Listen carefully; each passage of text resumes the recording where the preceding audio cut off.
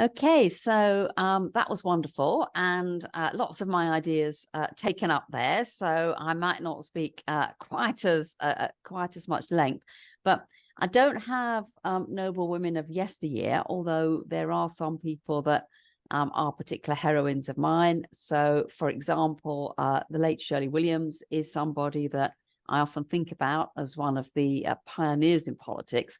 But what I want to highlight is the need for us to listen to what women are saying today. So what is it?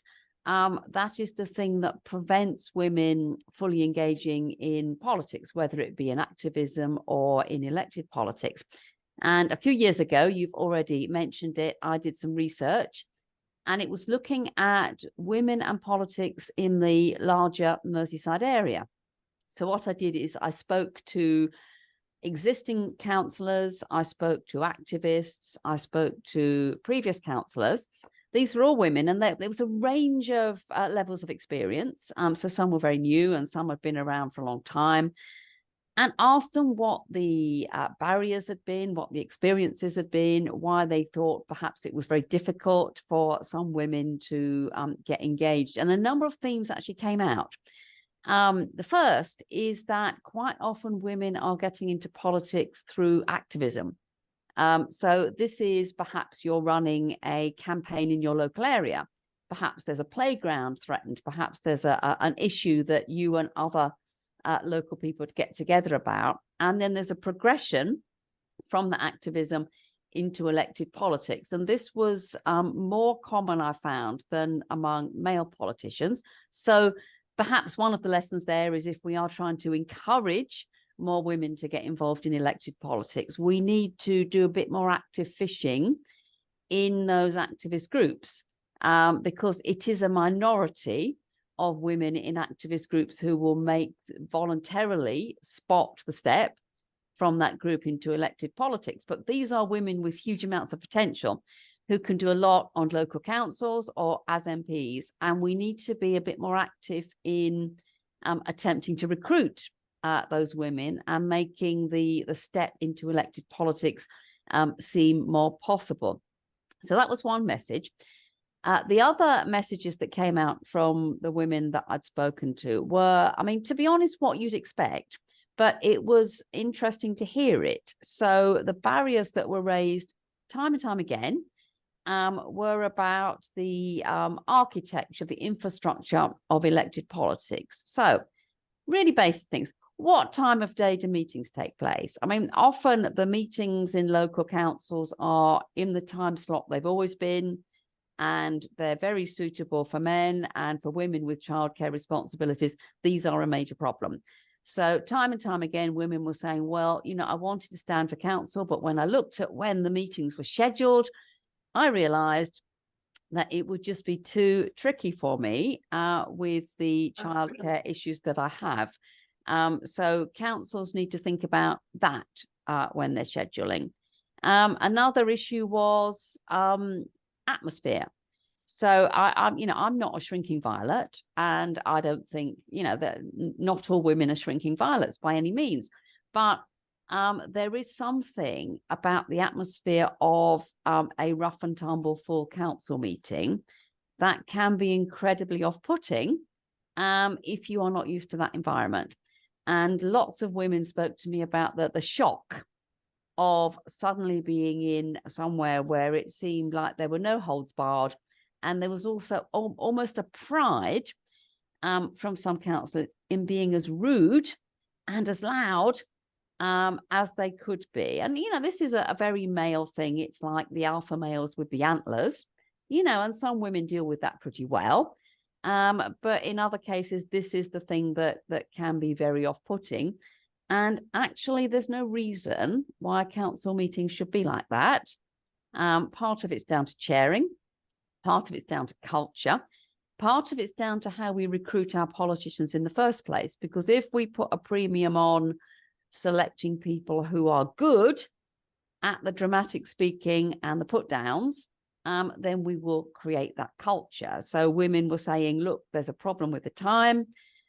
There's also a problem with the environment and the general atmosphere. And these are things that could could be tackled if there was a political will to do so.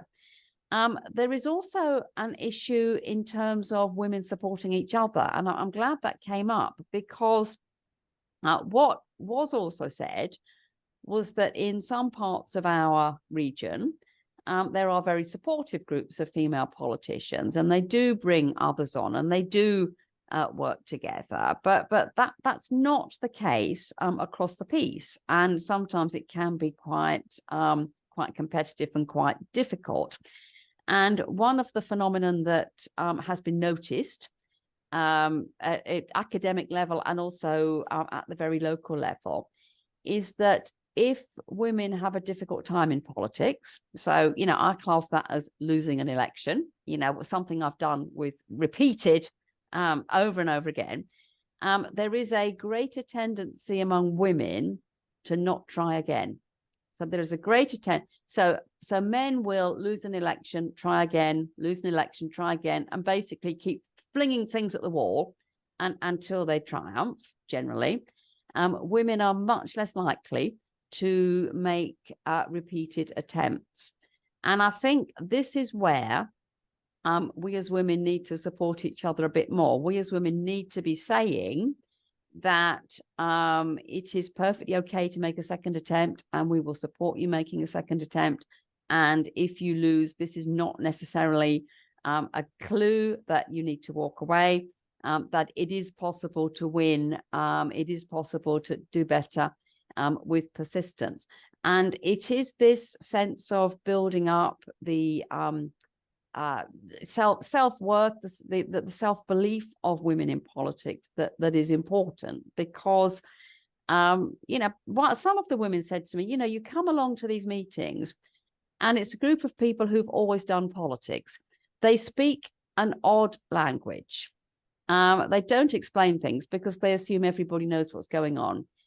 This is the way we run things, and we're not going to change. And unless you're very persistent, that is very off-putting.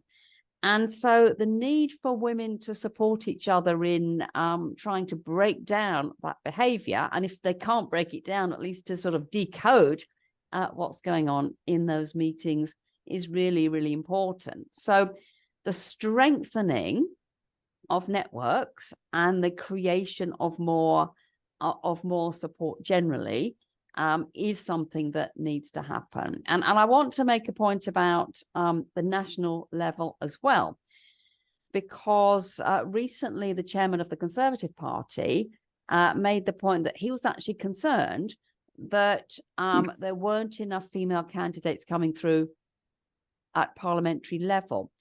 And he identified this as part of an issue around localism. There has been a gradual move in the Conservative Party and in some other parties to being much more focused on local credentials when parliamentary candidates are selected. Now, some of you might be thinking, well, yes, that's what should happen.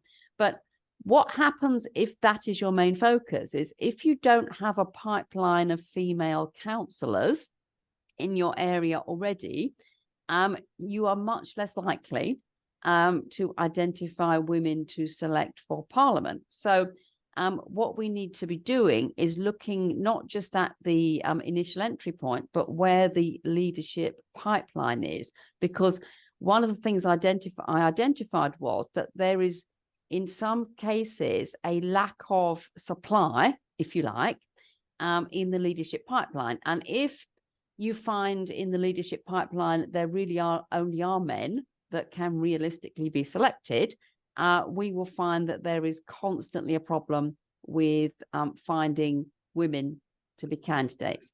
And my final point, so I'm sorry, I know the brief was 1 point, but I want to really talk about what women said to me. My final point is one about what the government could do.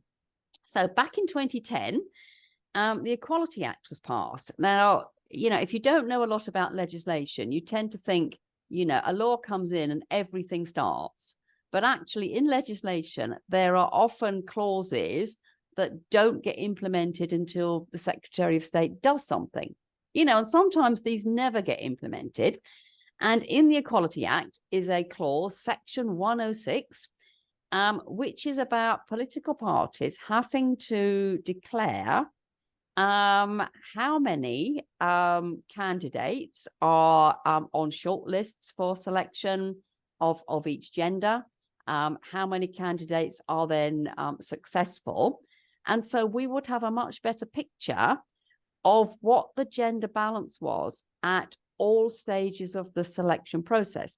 And the reason why this was thought to be important is that it's not till you start measuring things that you realize what you need to do. So it's not till parties actually publish this information and are able to compare it with other parties, and outsiders are able to say, my goodness, you're not doing very well, that we're able to see what is needed to be done. Now, this Section 106, the For-Profit Society have been banging on for ages about getting this implemented. I see no signs of any move on the government's part to get this implemented. And, you know, perhaps this is a message for governments of the future, that here is a piece of legislation which has a provision in it which could help the balance of selected candidates, which could help more women and other people with protected characteristics be selected for political roles.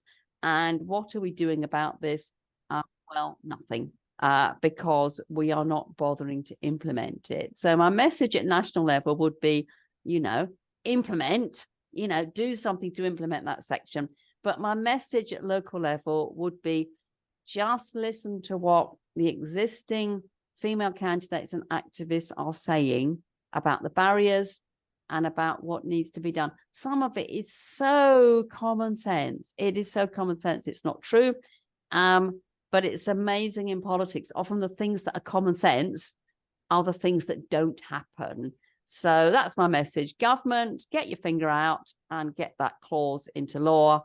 Political establishment elsewhere, just listen to what female councillors and would-be candidates are saying, because these are the candidates of the future. These are the people that will run things in the future.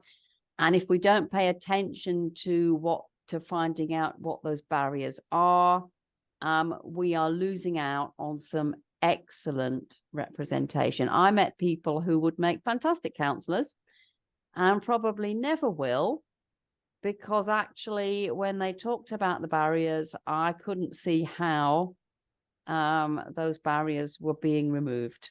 And I couldn't see a political will in some places for those barriers to be removed. So that's the message. Just listen to what women are saying and make those adjustments to make it possible for all of us to equally compete for positions in the political environment.